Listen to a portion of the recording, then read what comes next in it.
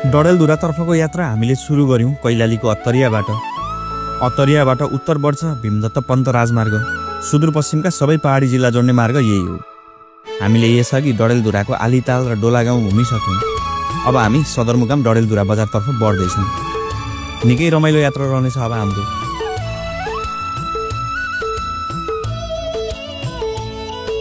हामी होलीको समयमा यहाँ आइपुग्दा यसरी बाटो सेक्सन केटाकेटीहरू। उनीहरूलाई केही रकम दिएपछि अघि बढ्न दिन्छन्, नत्र रोकेको रोकै गर्छन्।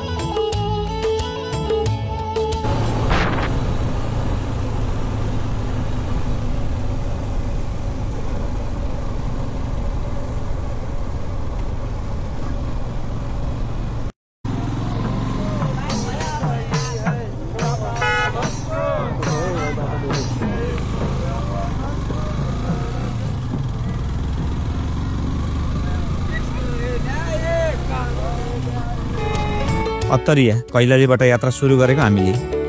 कैलालीका धेरै पहाडी भेग छिचोलेर हामी डोटी छिर्यौं। डोटी कटेर अब राजमार्ग डडेलधुरा छिर्यौं। मार्ग सहज कालोपत्र नै छ, बरु यता डडेलधुरा छिरेपछि केही खाल्डाखुल्डी भेटिँदैछ। साउ खर्क भन्ने ठाउँ, सडक छेउमै बाजेको खिर पसल देखेर हामी त्यतै छिर्दैछौँ। चाखी हेरौँ डडेलधुराको खिर। हामी ठ्याक्कै यो बाजेको खिर पसल देखेर रोक्यौं। यो स्थानलाई भन्छ साउ खर्क। साउ खर्क चाहिँ प्रसिद्ध छ खिर पाउनको निम्ति। यहाँ चाहिँ पहिलेदेखिको पुरानो खिर पसल चाहिँ यो रहेछ। अहिले त व्यावसायिक रूपमा अरू खिर पसलहरू पनि धेरै छन् यहाँनिर। यो चाहिँ बाजेको खिर पसल पुरानो। हामी डडेलधुरा सदरमुकाम पुगेका छैनौँ। अझै करिब 15-20 किलोमिटर कति बाँकी नै होला। भातकाँडा भन्दा पनि यतै यो ठाउँ छ। यहाँ हामी गएर हेरौँ पुरानो खिर कस्तो हुन्छ र स्वाद कस्तो छ, त्यसको पनि हामी मजा लिँदैछौँ। खिर छ हजुर भाइ? भाइ खिर छ है? यो कहिलेदेखि सुरु गर्नु हो खिर बनाउने काम चाहिँ यहाँनिर?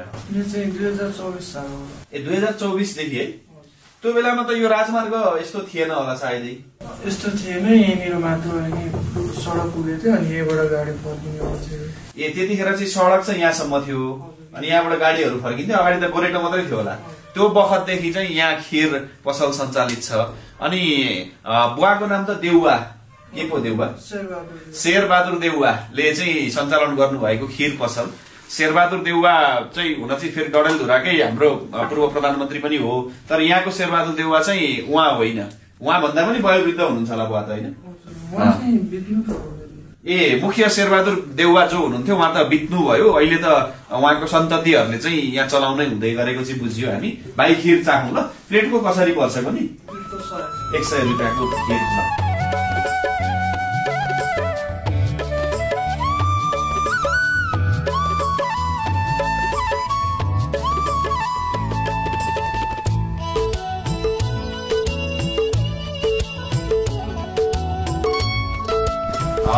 अब खाइन्छ साउ खर्कको खिर। हेर्दै गजब छ। सुन्छ ल।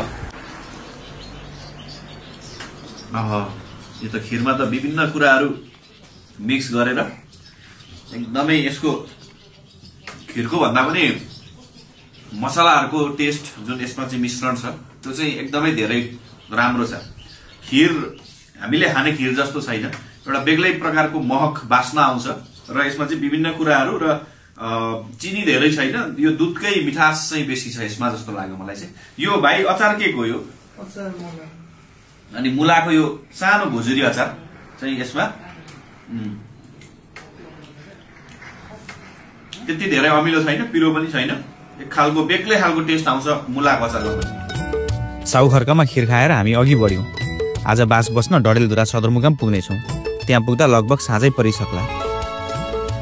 हुन त हामी अत्तरियाबाट बिहानै हिँडेको आज। डडेलधुरा जम्मा 4 घण्टाको बाटो हो, तर हामीले आलीतालमा निकै समय बितायौँ। त्यही भएर केही ढिलो भयो। यो स्थानलाई भातकाँडा भनिन्छ। अत्तरियाबाट छुट्ने गाडीले यहाँ ल्याएर खाना खुवाउँछन्। ठाउँको नामै भातकाँडा रहेछ।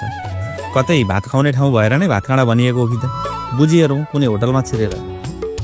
अब डडेलधुरा बजार पुग्न 9-10 किलोमिटर रह्यो। यहाँबाट हामी अमरगढी नगरपालिका प्रवेश गर्दैछौँ।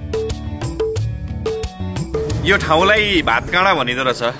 यहाँ चाहिँ अब सुने अनुसार चाहिँ भात खाने ठाउँ। अत्तरियाबाट आउँदा पनि ठिक्कै यहाँनिर चाहिँ सार्वजनिक यातायातले चाहिँ खाना खुवाउने, अरूतिरबाट फर्किँदा पनि यहाँनिर खाना खुवाउने, त्यो हिसाबले चाहिँ समय मिल्दो रहेछ। अनि सुने अनुसार चाहिँ यहाँनिर चाहिँ भात खाना हुँदा हुँदै भात काँडा भयो भन्नेसम्म चाहिँ सुनेका छौँ। थप जानकारी चाहिँ होटलवालासँगै हामी फेरि बुझ्नेछौँ। सर यसको नाम भात काँडा। भात काँडा चाहिँ किन भन्यो? भात काँडा भने यता भात सात खाने बेला भयो भात काँडा हो यसको ठाउँको नाम। यो कहाँबाट आएको मान्छेले भात खान्छ? यो भातको बैतडी बाजुरा बाजाङ आसम बाजुरा काठमाडौँ सबैले खान्छ यहाँ। ए भात खाँडा हुँदा हुँदै भात काँडा भएको? ए ल रमाइलो लाग्यो। यहाँ त धेरै भात खाने होटल छन् भनेपछि कतिवटा होटल छन् यसै अनुमान? यो यहाँदेखि डडेलधुरासम्म होटलै होटल छ। भात खाने नै ठाउँ? भात खाने ठाउँ, तन्दुरको रोटी पनि हुन्छ, काइँकी पनि हुन्छ। 100 होटल छन्? 100 होटल छ। ए ल भात काँडाबाट अघि बढ्यो। केही अघि बढ्न साथ यो स्याउले बजार पुग्यौँ हामी। यहाँबाट दुईतर्फ बाटो छुट्टिन्छ। यहाँबाट दाहिनेतर्फ छिरे डोटीको दिपायल सिलगढी हुँदै अछाम र बाजुरा जिल्ला पनि पुगिन्छ। हामी भने सिधै अघि बढ्दैछौँ। अब 3 किलोमिटरमै डडेलधुरा सदरमुकाम पुगिन्छ। यतातर्फको बाटो भएर डडेलधुरा हुँदै बैतडी दार्चुला र बझाङ पनि पुगिन्छ। हामी डडेलधुरा बजार छिर्दै गर्दा लगभग रात नै परियो। अब त आजको रात हामी डडेलधुरामै बिताउनेछौँ। भोलि बिहानबाटै कुमाउ गढवालको आधार रहेको अमरगढी किल्ला र अचम्मको अजयमेरु कोट पनि घुम्न जानेछौँ। पर्यटकीय सेवा सुविधा होटल लज प्रशस्तै छन् बजारमा। डडेलधुराको डडेलधुरा बजार ठुलो छ, यसैलाई डडेलधुरा बजार या खलङ्गा पनि भनिन्छ।